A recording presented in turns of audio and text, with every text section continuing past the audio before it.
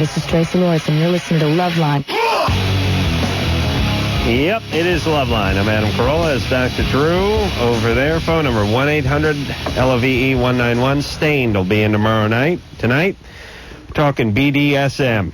Mistress Dallas, Lady Elizabeth, Submissive Cindy, all here from the Passive Arts. Yes? Did I come up with that right? Passive Arts Studio. That's right.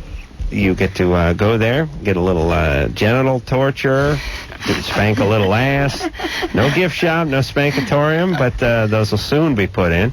7,000 square feet of dungeon. Mm-hmm. And theme rooms. And theme rooms. Give us some of the theme rooms. The Mae West room is a room specifically for cross-dressers. There's a lot of men that like to get into cross-dressing and dress up as ladies. So you have outfits for them? Everything, and so there's a special room for these little darlings to go to. Are there combos of these things that are common? I mean, it's cross-dressing and spanking. Usually it's spanking. Being spanked? Yeah, it's cross-dressing. Usually they like being spanked, and they're into foot worship. That's the combo. Yeah. Mm-hmm. Sometimes it's just dressing up and being put on display. They like to be paraded and exhibited in front of the other ladies. Ridiculed? Or dance. Sometimes, yes. Humiliated, yes. Mm-hmm. We do that too. But I'm interested in the combos. We always say I could be good at that. The ridicule? Yeah, when the guys in drag are on parade. Oh, would you? Yeah, that'd be a good gig for me. Yeah. The ones that really need a harsh ridicule. Yeah, I mean, a lot of these guys, they don't look that great as women, do they? Some of them look better as women than they do as men. Oh, really? When we get done with them, we transform them, everything. Makeup, wigs, clothes, stockings, heels, everything. Some come in already dressed up as women. And we ask some where they get their outfits, because we like their outfits. So what are the other rooms? So you say you have the Mae West room. What other rooms? The pony stables? We have Windsor Stables, where we do dog and pony training. You can have fun with that, Adam. I don't get it.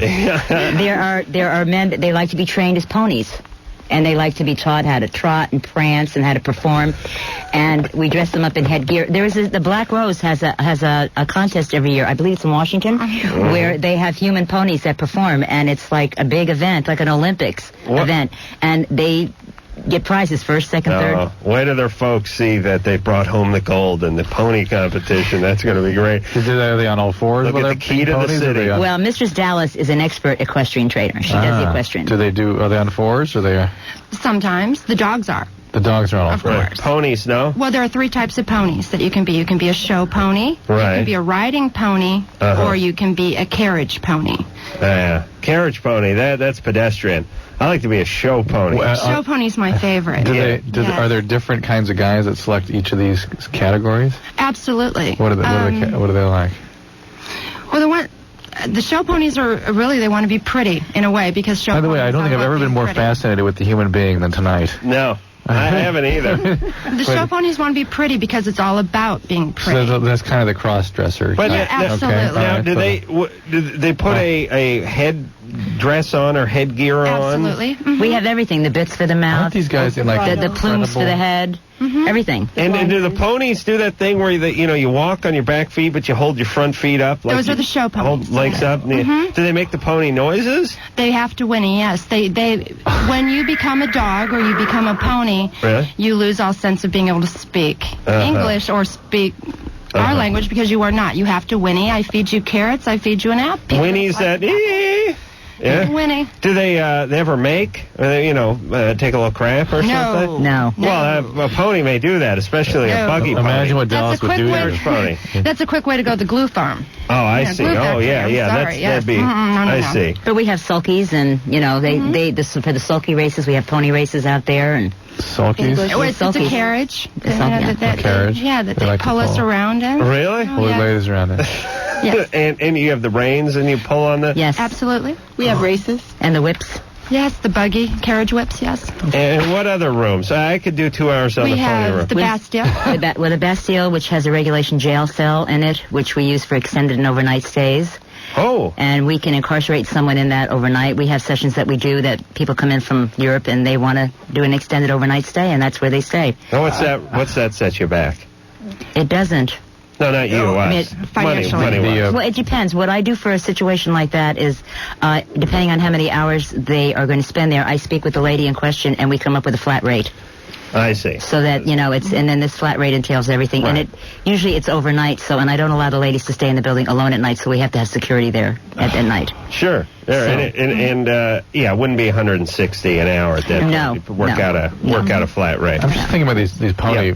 They're all men, yes? The ponies. Well, No, some actual ponies in there. You misunderstood. The unicorns come in and want to be ponies. One of the best ponies that Mistress Dallas had was female. Oh, really? Okay, the females Yes, somehow... females are actually, women are big time into being pony girls. Yeah, I understand that. They don't enjoy being the dogs. I don't get a lot of women that want to be, dogs, but they do want to be pony girls. I just imagine that these men must be in so much pain. What? You mean with the bit in their mouth, or just in general life? In their skin. Before you even get a hold of them, sort of match that pain with what They don't seem to be in pain. They're there a so part of very happy. I'm sure that there's a segment of what you say. I mean, to me, it feels just like, a lot of the men that come in there, they have fun. I mean, it's hysterical. I mean, they have so much fun. Well, we have a thing that we do with. But what are they like at work? I mean, I don't know. Well, but let me tell you something. One of the best ponies we had is a big broker for a very, very, very fine house. I mean, he comes in and he just spends a lot of time there. Absolutely. Yeah, spending our money, Drew. That's our his money. His money. No, it's the stuff And you were he's talking skimming. about. You were talking about the cross-dressers before. Very interesting thing. Sometimes we'll have two cross-dressers at the same time that come in. And what we do is we have them bring bunches of dollar bills. And we have a stage area in the stage. We have parties out there. Every 4 months we'll have a party. And they go up there and they have these dance contests like Chippendale type thing. And all the ladies come and sit and we stick dollars in their G-strings. I mean, they try to outdo each other on the stage. I mean, we have a lot of fun there. It's a lot of fun. And they try to outperform each other. It's really funny. I mean, we have a great time there. Does anybody ever wander in off the street and they're confused? They think they're at a strip club and they see some guy in a pony and another carriage, fat Harry Mae West and they're like, oh, Christ, L.A. No, they sucks. wander into the lobby and then I tell them they're in the wrong place. And they don't see that. All right. Okay. Well, that's good. And one other room before we go to break. Windsor Hall, the schoolroom, the English schoolroom. Oh, yeah? Yes. Where they have the tables attached to the chairs and that kind of thing? Yes.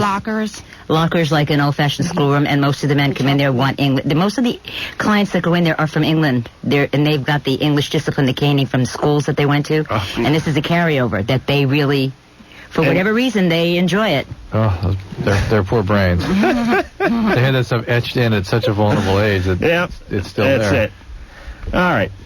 We'll take ourselves a little break, talking to the mistress, the Lady and the Submissive tonight about, that's a Disney movie, isn't it? Lady and the Submissive, yeah. Talking about BDSM and a spaghetti scene there. all the different facets of it, the pony room and the Mae West room and all the stuff we had no idea. You see, just when you think humanity couldn't get any farther effed up, here you go. You learn about the pony room. That's we forgot about sensory deprivation. We got to come back. All right, got everything. Yeah. All right, we'll be back.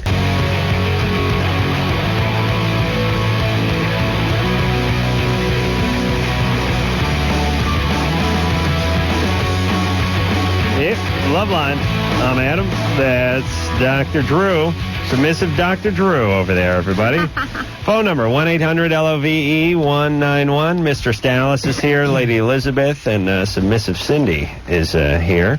And they're all from the Passive Arts Studio, which is out by the airport, big airport, LAX over there. And 7,000 square feet of dungeon room over there, not to mention the Mae West room. Windsor Hall. And Windsor Hall. The Bastille. The Bastille. Oh, interrogation room. We didn't talk about pony that. room. Yes, and we have the interrogation room. Interrogation oh, Adam, you'd love that. I'll tell you, you guys really want to... You want to dig deep? Go. Why don't you just open a DMV right there? That's where the abuse is. You open it today. Now, what about the sensory deprivation? What is the deal with that? Well, sensory deprivation is where we take away all your senses. Yeah. We isolate. Hold on. Go right there. Deprived senses, right? Sensory deprivation. And you're basically, you can't hear. Is it a water tank? Is it some sort of no. puffy room? No windows, I'm guessing. No. Completely dark in the room? Yes. And how do you take away tactile? Do you have them suspended on a hammock or something? Or? No, I mean, there are those rooms out there where people are sort of suspended. And really? It's called outer space. Sure. Hands are out. They're not allowed to. The gloves, they can't bring their fingers together. But the point is that, they like this. It's sort of like they come out of it like in the zone. We call it subzone. Do you then bring them out in special ways? No, we go down after when the time is complete. We go in, we talk them down, we spend time with them before we bring them out. Is nobody's in the room with them? No. Just go in the room, lie down on the floor, or No, they sit in a chair. They sit in a special chair. sit in a chair. What are they wearing? Anything? Whatever they want. Whatever they want. Whatever they want. There's no gear. There's no. Well, they have to wear earplugs, Earplugs. There you go. blindfolds, Yeah, that's what I'm talking gag. about. a gag. And the difficult part for you, hands off the genitals. No. Hands off, Jenna. Absolutely. Yeah. Really? Sitting alone by yourself, imagine that. With, In a dark room. I'm sorry. So you're saying hold on. no cable, just regular, just the just network stuff. Yeah. So and they just sit alone in this dark room. Mm-hmm. And what else? Are they wearing any gloves or any? And are Yes. they bound in any We way? have mitts, and they are bound Oh, they're bound. Mm-hmm. How are they bound? to a chair, or we can do total body suspension for the feeling of weightlessness. Yeah, how does that work? The body suspension. Well, that's very exacting, and it's really hard to describe because it takes you have to know what you're doing, and it's really hard. I'm 125 pounds, and I'm suspending men that are 220. Right. But we have the equipment for it. It's just Are they getting a harness or something? no, we do it all with rope. And we do have the suspension cuffs that are meant for suspension, but yeah, we do it with rope. And they'll just be deprived of everything. I know. And they'll just be All in their there senses. All of their senses. just be in there for an hour, or do they Or longer. Or longer. Well, here's my plan with the sensory deprivation room. You make them pay for an hour. You leave them in there for about 15, 18 minutes. You pull them out, you tell them it's been 2 hours. No. Change the clocks, move the clocks up. They're not going to know. You don't know where you are. Yeah, but You don't know what an hour is. Adam, it's a good thing you're not running my business. Why? You kidding? There'd be the Spankatorium. There'd be the And DMV. gift shop. Don't There'd be forget, the and gift gift shop. shop. You guys could really start making some money over there. Yeah. I'm already worried about the Spankatorium. Because there's two meanings in that Unless place. you get the indoor-outdoor carpet in there. You know what I'm saying? You don't want anything too nice. Lots you of don't want drains. Berber or anything. Yeah, you mold it after a chimpanzee cage at the zoo. Speaking of the drains, you guys did say you draw blood if requested, demanded, whatever. Concerns? Infectious disease? Well, one, generally if someone is into having their flesh split, they have their own equipment that they bring to have used. Oh, English really? canes being one of the things that will, Is that the bull big whipping, one? single tails, things of that nature will split the skin open. So bullwhip is a lot better than the cat of nine tails. As far as drawing blood? Cat of nine would not draw blood. No, but the bull. A bullwhip will. And you got to be able to. Yes. Yeah. You ever do that thing where the guy lights a cigarette and you No. whoosh, and you I take actually cigarette don't. out? I actually don't use the bullwhip. I use a single tail, which is a smaller version of a bullwhip because I'm not tall enough. They're very long pieces of equipment to use Does a bullwhip. the single tail have a rigid handle with the leather at the end? No, it's like a whip. It has the handle. Has and a it's, handle. Right. It's just like a bullwhip. It's flexible. It's very flexible. You have to be exact. You have to really know what you're doing. That's why it's so important that everybody that is going to use this type of equipment train well. Yeah. Do you guys have insurance to protect yourself if somebody gets a bullwhip in the eye or something? Are you protected? We're protected. We're protected. People got to sign something before they go in and take We're the. protected. We're protected. I see. All right. You guys don't want to talk about the protection? We're protected. Are you guys protected? We're protected. Okay. I just want to make that clear. It's always funny when people don't want to talk about stuff. They'll say it. I mean, they'll shake their head, and that means shut the f up. All right, I would assume there'd be some. Well, Drew, you can't come in and have someone say without a bunch of insurance, right? Ugh, and a bunch of government agencies crawling up my ass. Maxwell, Yeah. you're 20. Yep. What's up? I have a question, actually. It's about my my girlfriend. She has a really bad feminine smell. And, Have you actually talked to her about it? well, she'll mention something about it to me, and, like, she'll apologize for it prior to having sex, you know. That's nice. And yeah, and it actually gets to the point sometimes where it's a turnoff, and I can't function correctly because of, you know, the smell. All right. And I don't know what I should do about it. How should I approach her and let her know? Because she's really sensitive about it. I mean, she constantly apologizes before we have sex, about it. So I'm not really... All right, so it has nothing to do with hygiene. Well, I mean, she's a clean person. Have you asked her, has she had a pap smear recently? No, she hasn't. Why didn't she? If you're having sex, she needs to do that regularly, right? Right, yeah. And if there's a change in her odor, that can be infection, so... Right. See, I'd mentioned something about it to her as far as, like, going to see a doctor. Yeah, I mean, as far as the pap smear and stuff and getting on birth control and there you go. She's just, I don't know. She's really sensitive about stuff like that, so it's just like, I don't know. Well, she's bringing it up and apologizing for it. I mean, she's aware of it. It's about her basic health care needs. What are you guys using for contraception now? Oh, we're using condoms. All right. So, and I've mentioned stuff as far as, like, douching and stuff, and she just... Well, not likely to do much. How old is she? She's 19. All right. It's time to be a grown-up and do her routine health care. Hey, do you think she's freaked out about the gynecologist because of her odor? I think that might be a little bit to it, but she also just has a problem. Like, I'm only the second person she's ever been with. She also has a problem with kind of, like, she won't let me see her completely naked, and we've been together for over a year. Like, as far as she with the shouldn't wife. be having sex at all then. Yeah, we're having sex, Like, no, I said she should not be having sex at all then. If she's not capable of, comfortable with her own stuff, that she can, one, go to the gynecologist to find out what's wrong with her, if there is something, and she can't allow her lover to see her nude. Right. She just feels self-conscious about her body. Adults are the people who should be having sex. Right, I understand. Right, and being ponies. Yeah.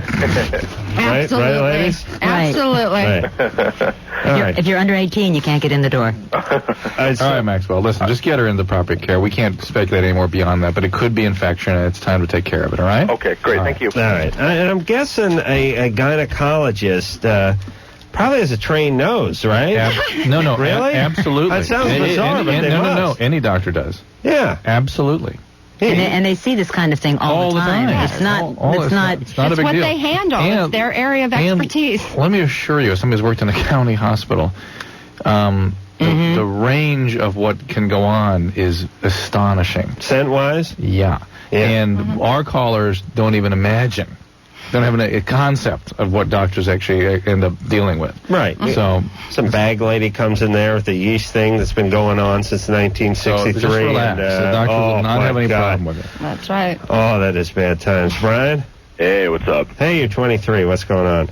Oh, I had a question on dick rings and rubber bands. Let's see. Dick Rings was my name when I worked for another radio station. Well, you were a juggler then. I worked out of Tulsa for a while. Morning show? Okay. Yeah, I did the morning show as part of the morning show. Dick Rings, the morning show, yeah. Oh, sounds festive. Yeah, good time. Great show, by the way. Oh, thanks. Yes, you were talking like months back about having a thing with dick rings or like the rubber band deal, where you have it like stuck. Yeah. No. We were talking about a treatment for erectile dysfunction. Oh, I see. Yeah. Where you used a pump, you pump the blood into the phallus, and then you snap this sort of ring at the base, and you essentially kept the blood in it, like you're blowing up like a clown blowing up a balloon and tying it off. And then you turn into Okay, what if you took it a step further for like enhancement, appearance, but the thing is with the rubber band,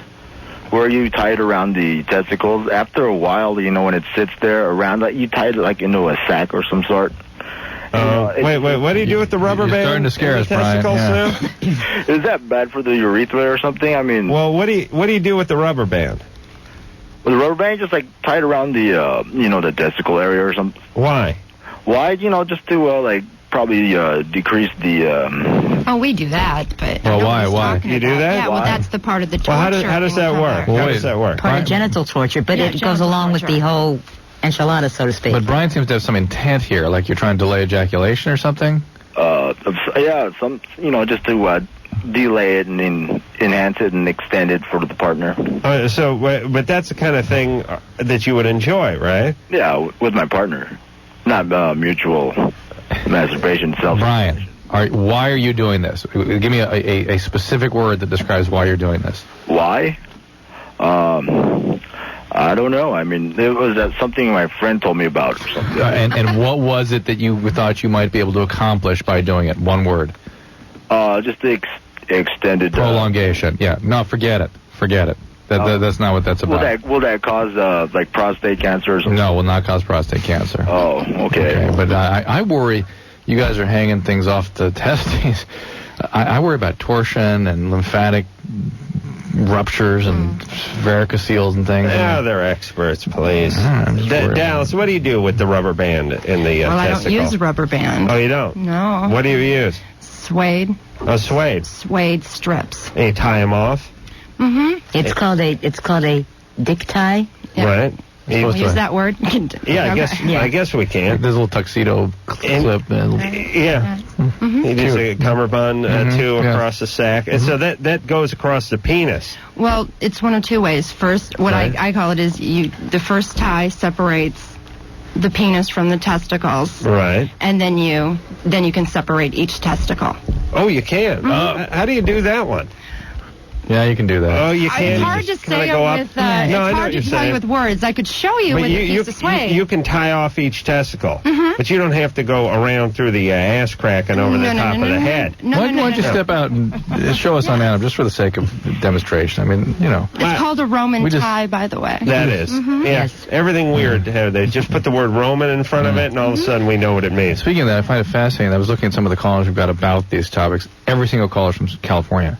Oh, really? Isn't that interesting? Yeah, well, that's where the business is. Angela? Andrea. Oh, Andrea. All right, Andrea, you're 22. What's up? Well, on my wedding night, I tied my husband up. We got married when I was 19 or 18, almost 19, and he did not like it. So it's been 4 years that we've been married, and he's kind of hinting that he's interested in it again, and I want to know what I can do to slowly build him into it without scaring him again and going on a 4-year dry spell. Lady Elizabeth has an answer for this. Okay, we have a lot of couples that come in with this specific problem where one of them is into this and wants to bring the other couple in. And what I've done is I have a 280 special over there where the couples come in, and they usually take a dom and a sub in with them, and they get oriented. They learn how to use the equipment, and it's a gradual introduction to. I've had people come in that thought they were dominant and came out and said, God, I'm submissive. Right. And we've had couples that have gone a role reversal. The girl thought she was submissive, and she wound up being dom, and the husband was submissive. But this is a good orientation, and you have somebody. Is that? Well, why does that happen? In New Orleans, so I'm visiting my sister here, and I'm going home to New Orleans. Well, another thing. Well, what advice could you give her? Miss? Are you there? Angela or Andrea? Andrea, I'm sorry. This is Andrea. Andrea. Another thing, you said he was uncomfortable the first time you tied him up. He was scared. Well, yes, there has to be a lot of trust. I married this nut job. Right. That's what the scared trust part was. Trust is a very important part of this. What you may do, the second time you may bring it up with him, put him in bondage that he himself can get out of if he gets stressed or if he gets a little nervous. Don't make it so tight that he needs you to get him out. Make it like mock bondage where he can get out if he wants to get out, and then the trust will come when he realizes, do you see what I'm saying? We've been married 4 years, and he's been hinting that he's kind of interested in it again, so that's what I was All right, well, if he's hinting, then he probably... Well, I think the best thing for that is education. There are a lot of good books out there that you can get. Like there's one, I don't know if I could say the title on radio, so I won't, but there are a lot of good books out there. Go ahead. Go ahead. It's called Screw the Roses, Just Send Me the Thorns. Which is a really good book. And there's a lot of books out there that you can get and for him to read and for him to be comfortable in his skin about this. And education is the most important thing if you're going to bring this into your relationship. You have to be well educated about what it is you want and where you're going to go with it. Let Mistress Adams say something for a second. If this guy knows you're capable of tying somebody up. Yes. You've already done it to him. Yes. And he married a Marine, so I thought he knew right off the bat. Right, and he would not hint around if, in fact, he's hinting, but he would not do anything close to hinting if really something like place he didn't want to go because he knows you can go there. So if he's hinting, you should be halfway home with him. Meet him at the door, black leather and a crop. Right. Okay. Yeah, get him liquored up a little, too. That helps. No. No. Little booze. Booze. Take the edge off. Nothing wrong with that. Smooth them out. Just smooth out some of the bumps. No. What about people that... Drinking and drugs don't go along with this lifestyle. No, it doesn't. What about people that get that they get going down the fetish track, it becomes necessary for their sexual functioning. They're stuck with it. Bad thing, becomes good thing? an obsession? No, but some people, a true fetish theoretically should be something that somebody needs in order to function sexually. They can't function without it. Do you think there's any sort of... well, it limits you a little bit. But do you think that people should be cautious before going down these paths? Well, I think if it's something that they do that's going to make them happy, as long as it's not hurting anybody and they're comfortable with their fetish, I don't see anything wrong with it. If anything, I want to be dominated. Drew, please. Julie? Yes. You're 27. Yes, I am. What's up? Well, the only time I've ever had an orgasm is during sex. I can't give myself one during masturbation. Right. And I have never gotten one during oral sex. And this kind of situation, what you're describing in yourself, women that have that are often multi-orgasmic. Is that you? Multi-orgasmic? Yeah. Definitely. Yeah. I don't know why that is. Right after the other. Yeah, during sex, though, only. Only. Yeah. Well, listen, I count yourself amongst the lucky because I think you can figure out the masturbation and the oral sex at some point. A lot of women never get the orgasm with the intercourse, and so you're a step up. Yeah, just consider yourself lucky. Well, it would be nice, though, to be able to have an orgasm or give myself one. Yeah. Well, you ever tried a vibrator? No, I've never tried Something that could be sold at the gift shop, if in fact you would open one. At the online store. Well. I mean, is it okay to only get an orgasm? Yes, Julie, I don't know why women have to sort of feel inadequate if they don't measure up to what Cosmo says they should be. You're great. It's the clitoris thing, I just... No, you're fine. You're fine. You're way above... What'd she say about the vibrator? She's concerned she can't have clitoral orgasm. That she's been reading too much Cosmo. Yeah, just get yourself a vibrator. Give that a try. Okay, I will. Yeah, that'll work for you. Thanks, guys. All right. Bye. There you go. And get some heroin while you're at it, because you'll never get off that thing. Unacceptable. That's it. Sure, there really should be a 12-step program for chicks with vibrators. Really try to wean them off that vibrator. Yeah. Some sort of... maybe just some laws. Frozen methadone they could put up them or something. I mean, it really is. It's a very slippery slope, that vibrator thing. Once they get into that, that's it. They're done with men. It's the only way they can have an orgasm is at the 5,500 RPM. Eve? Howdy. You're 19. Yes, I am. What's up? I wanted to know how somebody goes about, like, training to become, like, a dominatrix. I've been dominant mostly with men in my sexual life, but my job sucks. And it sounds like that's a lot of fun. Well, how do you pick up new recruits? Basically, if you've not done this professionally, you need, and I can only speak for my facility. I require a dominatrix to have an extensive amount of experience. The best where way, do you get it? Yeah. You start as a submissive. You come in and you start as a submissive. The best way to learn to be a good top is to be a good bottom. Do you train them? Submissive, yes. Dominatrix is no, but submissives we train, yes. But what if someone came in and said, I have experience as a dominatrix? I test their skills. We have auditions. Yeah, how does that go? We do an audition. You got like an open crop night where... No. We use one of our submissive women. Or one of one of my slaves. Mm-hmm. They go in there. And then one of the doms or dominatrixes watches their technique to see if and what they know what they're doing. You don't need an hour session to figure that out. No. It's generally 5 minutes through the door. I know if you know what you're doing. Yeah. Yeah, I really think I could handle that. I'd like to come in there and audition. I think I could do it. Female only. I'd like really? to top you, Adam. Oh. Hey, what? You want to top me? You go, girl. You're on the right track. Yeah, I'd be. I think I'd be all right being dominated. Although I'd be kind of boring because I'd be like a lazy dog, which just didn't really do anything. Yeah, she'd say roll over. You're like, huh? See, what does it? Christ, didn't we do that one again? All right. Hey, Eve. Yeah. All right. So you okay? How's your relationships? They're fine. Mm-hmm. Yeah. Yeah. All right. When I have them, they're good. What do you do for a living now? Just because it'll be funny. I'm a software engineer. Yeah, and you want to break off and get into follow your muse, as it were. Well, computers can only be so interesting. I live in the Silicon Valley, and it's just really all right. hell. Well, listen, you're close to San Francisco. You're 19. Did you go to college already? Yeah, I graduated high school when I was 15. I graduated after my sophomore year. Wow. Where'd you go to college? What? Where'd you go to college? I went to Santa Clara University. So why don't you, pack your bags, head into the city, get a nice submissive gig, train under the guiding hand of strangers who are beating your ass, and then weave your way into the dominatrix role. Well, sometimes, Adam, if you call independent dominatrixes, especially up in San Francisco, they sometimes will take on apprentices if you don't want to go the submissive route. And some ladies don't. Some women cannot do it for psychological reasons or because of things in their past. They can't go that route. But there are some dominatrixes that will take you on as an apprentice and train you personally. Can I look in the phone book for that? Well, absolutely. Yeah, really? absolutely. Well, I'm sure they have adult papers up there. I'm not too familiar with the publications. San Francisco, yeah. Check that way. But like I said, I know there are some independents down here in L.A. that do that too. So not a lot, but some of them that do. And the ones that do are very good. The dominatrix assistant. Could you imagine? That's how you learn. I need you to pick up my dry cleaning, take the dog for a walk, then go by the shoe repair place, and they're just yelling at you the whole time. No. Oh, that'd be such a horrible job. He needs pink dot. I couldn't imagine. You need pink dot.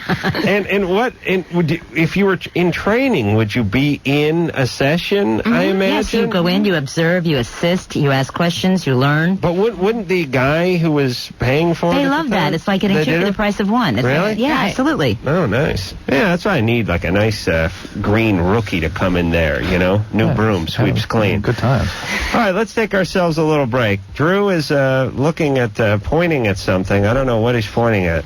What is that, Drew? It's our next call. All right, we'll do that after this. This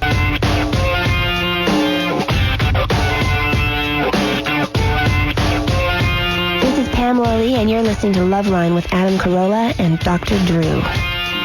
There you go. The female impersonator. Mistress Dallas, Lady Elizabeth, and Submissive Cindy are all here tonight.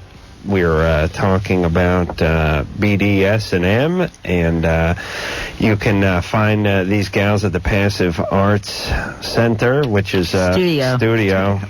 Yeah, center's better. Sounds more official somehow. Over by LAX, and 7,000 square feet of dungeon. Really, you don't find that much dungeon these days. Usually people, but still not a dungeon to me because it's not subterranean. The dungeon to me must be dug out. It has to be in a hole. In limestone. No windows, that means crappy apartment. Leaky limestone. Yes, leaky limestone. Yeah. Thank you, Drew.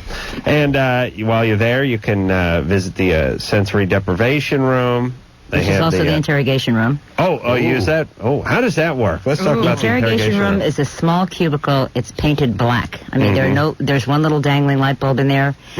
We do a lot of electrical in there. We do a lot of sessions that involve electrical. Oh. And so it's basically, it's a whole scenario where it starts in one of the rooms where he's a spy and he's caught and he's not going to confess, so we drag him across into the interrogation room and we, so to speak, torture him into speaking and giving up the secrets. I mean, it's a whole scenario. It's a very popular scenario. How's the electricity work in? Well, we use the electrical we use it very safely. We know exactly where to apply it. We know how much to apply. I mean, it's mostly used for a jolt as opposed to hurt somebody. Yeah, how do you apply it? We have what is called a violet wand, and we also use TENS units.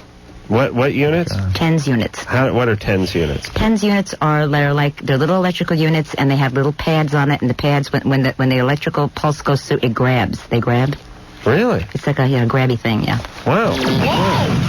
What did they make those for originally? Did they for therapy? Pain control. Pain control and therapy, yeah. Oh, really?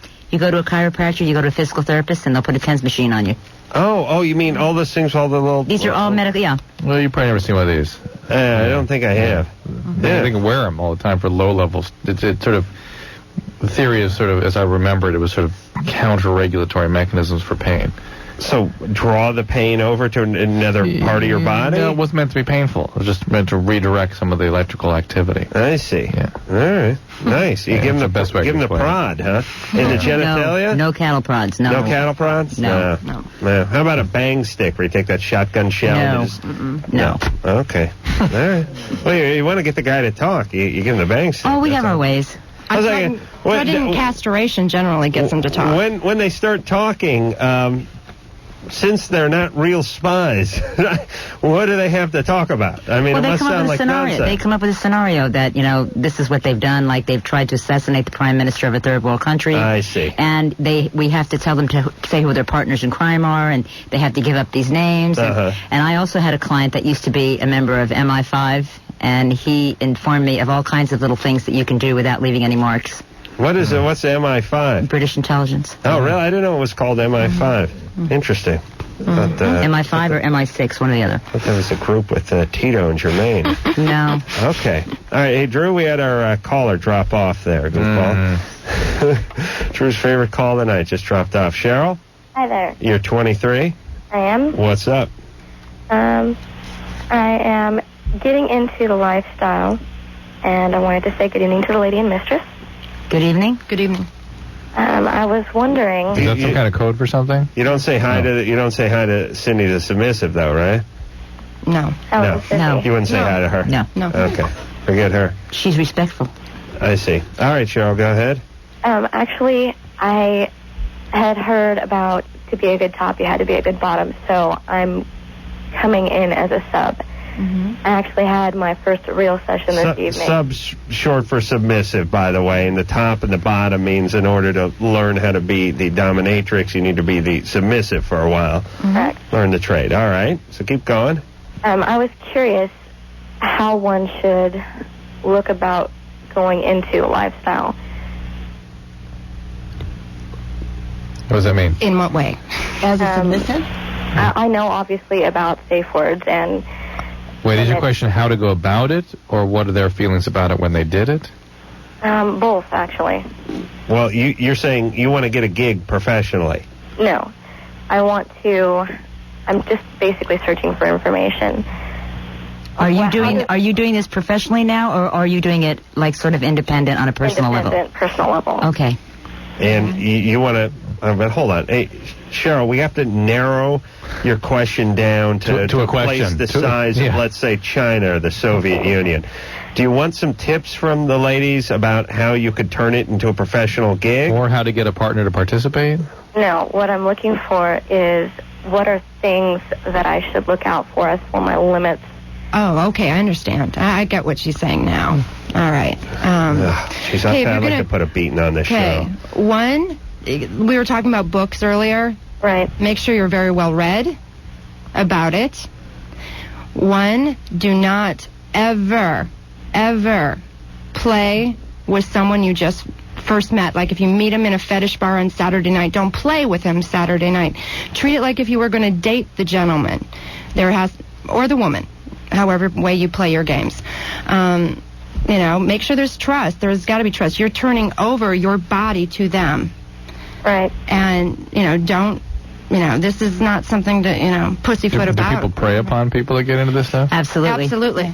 Yeah, there's a lot of flakes out there. There's a lot of fetish bars that are there, and that's what happens there specifically. They'll go in, and someone will be so submissive, and a predator will go in, and that's where people get hurt. That's where people get hurt. Right. So how long do you date someone, or do you date them? Do you get their family? Like I'm saying, get to know the gentleman. Talk to other people he may have played with.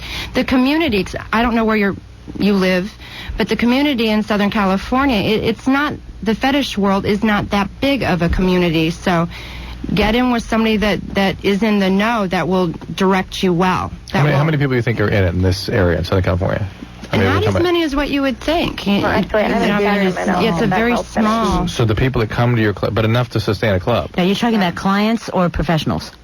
What are you talking about? Well, we're talking about the community as a whole. Both. The people that go and serve and No, it's more than I think. I think about 9 people in the Southern California area would be into it. And it's more than that. Yeah, it would be more than that. It's more than that, but it's very small. But it is a small 9, community, and we do treat it like a family. But you know, I mean, if you've been in it long enough, right? Just like any sport, hobby, whatever, you kind of tend to run across the same people. Yes. You know them. Certain people have different reputations and that kind of And thing. when I go out, I go to fetish bars. These guys hang out at like these little little they run model airplanes, and that's a legitimate sport. That's no fetish there. Somebody tries to make fun of me flying my model airplanes. I'll tell you, that's a sport, ladies. There's no fetish, no hobby. Too, right? That's a sport. Yeah, you do tend to run across the same guys. Yeah. Yeah, I'm just wondering if there's any overlap. Like anything. Like Drew, you hang out with guys who have been castrated and being dominated by their overbearing wives. But right?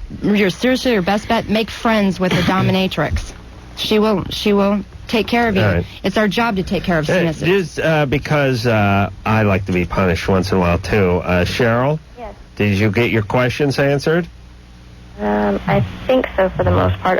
Do you have any specific safety precautions beyond getting to know the person? I mean, that's pretty much a prerequisite. Well, what do you want? Why don't we let Cindy answer that? Yeah. Cindy, into the mic, though, please.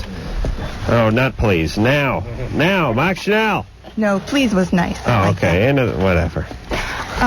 When you go to meet someone, it's best if you have a midnight call. So if you're meeting someone and you're playing with them for the first time, set up a friend that you call at a certain time. If you don't call them, have that friend have the address and the phone number of where you are. And that way... But then isn't it too late?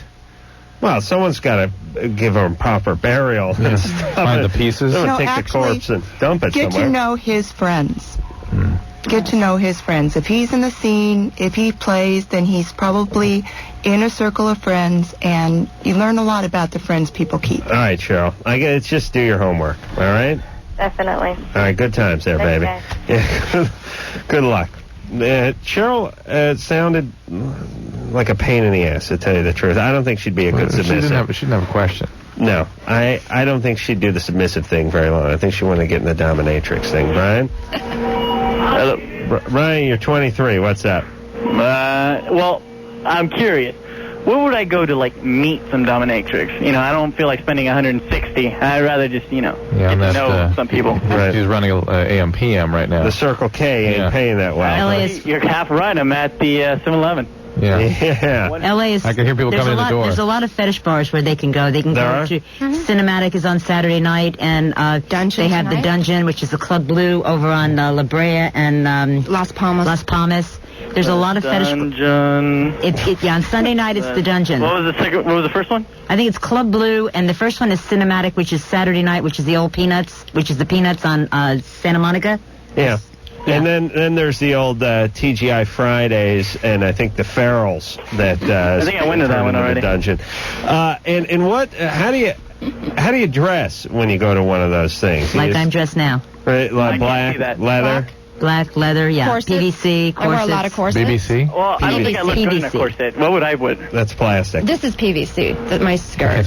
Yeah. So what would you wear? Yeah. To make plumbing out of it. What do you, slacks, shirt, dark clothes? If you want to get black leather, the black shiny PVC, which is people call patent leather.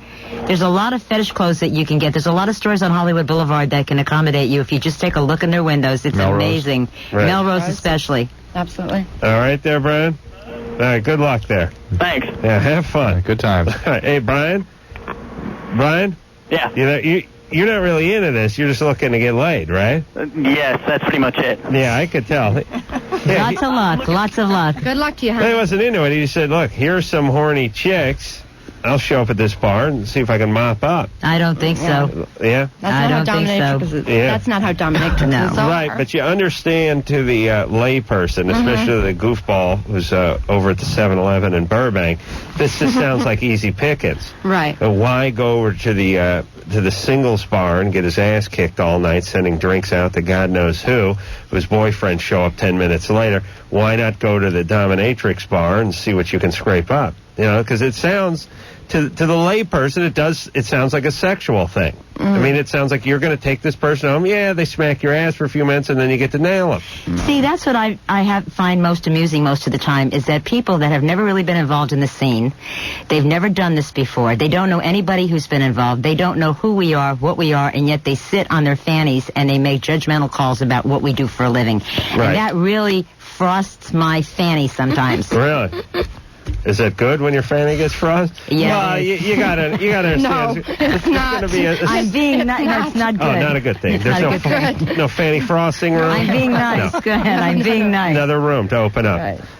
You understand that, when you get into this business, there's going to be a certain amount of I understand, but if you're ridicule going that comes along to with it. pigeonhole somebody, at least know what you're talking about before you do it. No, that's no fun. Especially to the gentleman. When you pigeonhole, you can't pigeonhole. You can't do your homework. Then that's stupidity to me. That's Right. stupidity. But that's what I do. I do that. That's your job. That's my job. Be ignorant, yeah. Yeah, But first we're going to go to break. Oh, yeah. Right. Yeah, pigeonhole it, Drew. Let's go. I'm going to pigeonhole you in the bathroom right now. Here we go.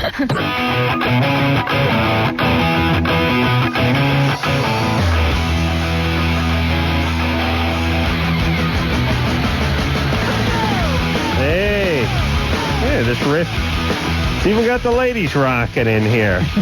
Mistress Dallas, Lady Elizabeth, and Submissive Cindy are all here tonight from the Passive Arts Compound. Studio. The frost is coming. Look for the Yes, it is. Adam Carolla Spankatorium edition. We're going to break ground, I think, this Saturday. The Jackatorium? Spankatorium, we're going to call it. It might have Yeah, no well, purpose. that's why we're going to give it a certain ambiguous title, because we don't, first off, we don't want the man coming over and shutting us down. Right, you understand? right. And again, this Saturday, groundbreaking. I'll be there with my golden shovel. I think Mayor Reardon will be there. We'll be doing a lot of glad handing. I think we're going to have the English Leather Girls there, and the band Papa Do Run Run will be playing. Sha-na-na may even be there. So it's going to be quite a gala event. All right, let's hop back on the phones and see if we can't learn some more. Craig? Yeah. You're 29? Yeah. What's happening? Well, I was just listening to you guys, and Drew said that the only people that were calling up were from California, so I thought I'd bring some Oregon to the show, and also I wanted to. You were talking to one of the mistresses earlier about her boyfriend, and I wanted to bring up that my wife spent some time as a dominatrix while we were together. Mm-hmm. Yeah. While you were together, what does that mean? Well, we are together now. I just wanted to say it wasn't like before we were together. It was during the time that you were together. Yes. And Adam asked the question, how does that work for the boyfriend? So how did that work for you? Well, it was kind of like a day-to-day sort of thing. I was there when we were talking about it while she was deciding whether or not she wanted to try it out. And at that point, I didn't know anything about the dominance world at all. So, I said, well, let's try it for a day and see what happens. So she went for, day one. And my main concern was whether or not she would be, how emotionally involved she would get. Yeah. Versus, how much of her sexual needs would be taken care of, because I didn't know any sort of. Well, what happened?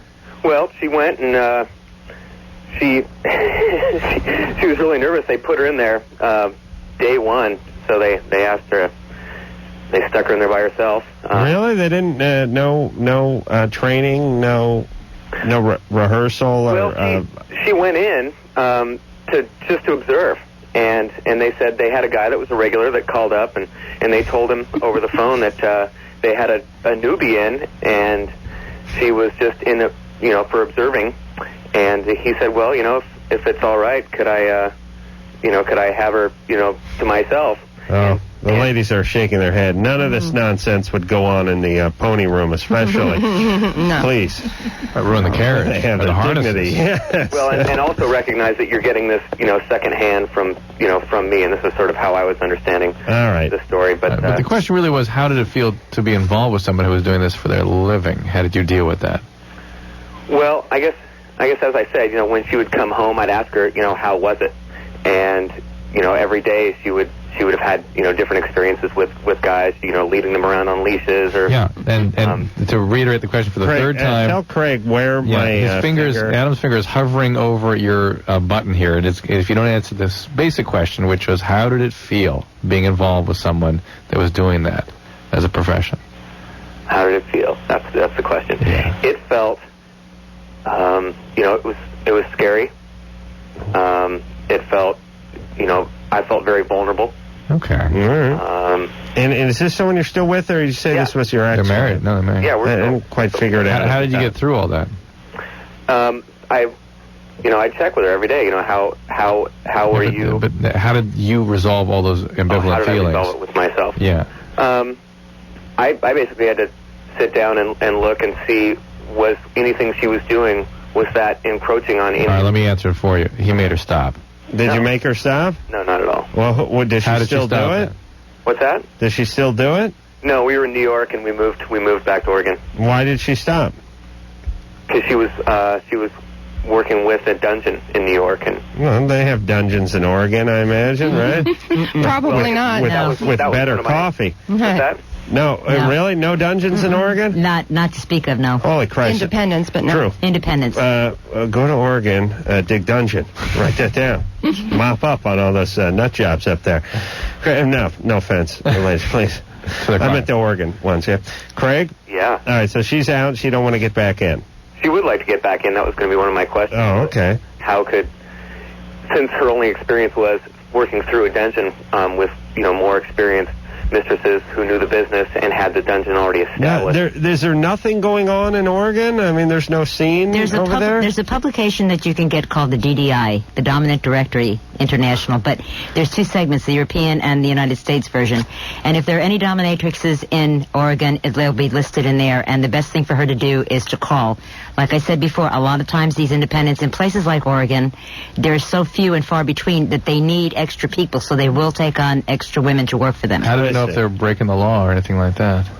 Well, that's the ladies' business to find. Like I tell my ladies, I tell them what the law is so that they know it out here. But the lady that's in charge, that's her place to make sure that the people that work for her know exactly what the law says they can do and what they can't do. What state is this not so big in? Like Utah? Oregon. Oh, Utah, forget it. Forget it. We get a lot of Mormons. Oh, yeah. We get a lot of Mormons. And a lot of the Midwest states, too. Like on that Fetish Online store, there's a column in there called Ask Lady Elizabeth, and I get a lot of emails, private emails, from couples like in Nebraska and Iowa and Kansas that want to introduce this into their personal life, and they want to know how to do it. Do you think it's funny? Because on our website we have a spot that says, don't ask Adam any more goddamn questions. Yeah. And that's where people will then not ask me questions, and then I in turn won't respond. It's been working out. They just write in for abuse, and Adam provides Can I say something back to Craig if he's still listening out there yes, in Radio Land? He said, he wondered if she would be getting her sexual fulfillment on the job and not coming home to him or whatever, or would she get attached to her submissives that she saw? I can't speak for his wife. I can only speak for myself, but I'm very attached to the men I call my pets. There are only 3 of them. Mm-hmm. And I mean... Oh, there's only three pets? The others are just guys who float in and float out? Yeah, but these are... You have your 3 regulars. Men that are my favorite. They, I like them as people. I mean, I hang out and talk with them. You ought to call them your pretties. Remember the witch in Wizard of Oz? Sarah's my pretty, I guess. Sarah is definitely your pretty. But Sarah's my pretty. Wouldn't that upset a partner? This is how I handled it when I did have a boyfriend. Mm-hmm. My very last boyfriend, who was 2 years ago. I haven't had a boyfriend in the last 2 years. I met him as a submissive. Biggest mistake of my life. Yeah. I met him as a client and then... Crossover. Right. I would never do that again. No. Against your rules.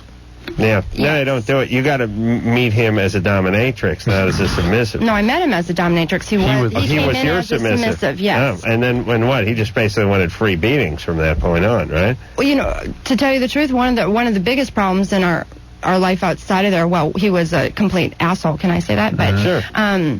Second thing is that there are sometimes I don't want to be Mistress Dallas for 5 minutes, and if you're constantly needing me to make every decision for you, it's irritating to me. It's like, then I become mommy, and I don't want to be mommy. That's, of course, what he wants, though. Yeah. And, You should have seen that one coming, though. I got news for you, mommy. Yeah, but it was always about playing, Right. He always wanted to be beat. Yeah, but if I can say, sometimes the thing that's right in front of our faces we can't just see. We just don't see it. Right. Yeah. I mean, unless it's a moth or something. I mean, you're talking about emotional But I don't stuff, talk right? about, if I had a boyfriend, I don't talk about my clients with my boyfriend. I don't talk about my boyfriend with my clients. And I have two pretties, and I would never go there with them. Ever. All right, my pretties. So if anything, I want to be dominated. Sure, hold on. The mic's not off yet. We haven't gone to break. Now we're going to break. Okay.